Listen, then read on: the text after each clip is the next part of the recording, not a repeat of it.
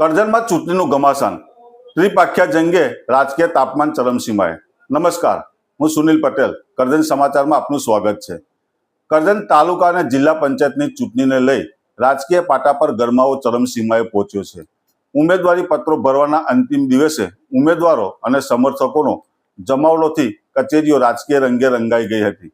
ગુજરાત ચૂંટણી આયોગ દ્વારા 26 એપ્રિલે રાજ્યભરમાં યોજાનારી સ્થાનિક સ્વરાજ્યની ચૂંટણીની જાહેરાત બાદ રાજકીય ચહલપહલ તેજ બની છે.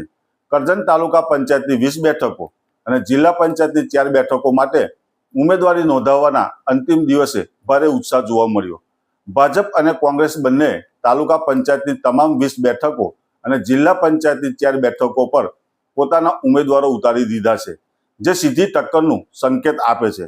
ખાસ નોંધનીય વાત એ છે કે અગાઉ યોજાયેલ નગરપાલિકાની ચૂંટણીમાં મર્યાદિત હાજરી ધરાવતી કોંગ્રેસ હવે ગ્રામ્ય વિસ્તારોમાં ફરી મજબૂત રીતે મેદાનમાં ઉતરતા કોંગ્રેસ હજી જીવન છે એવો સંદેશો આપી રહી છે.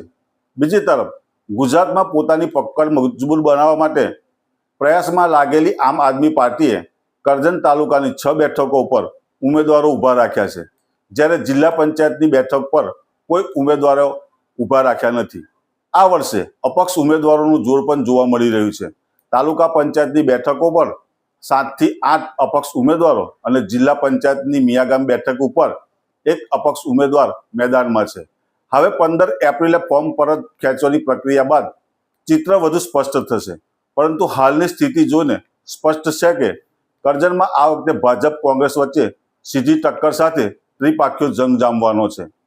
ચોરે ચૌટે હવે ચૂંટણીના ગણિતો ગોઠવાઈ રહ્યા છે અને પ્રચારના પડઘમ સાથે રાજકીય તાપમાન વધુ ઊંચાઈએ પહોંચવાનું નિશ્ચિત છે.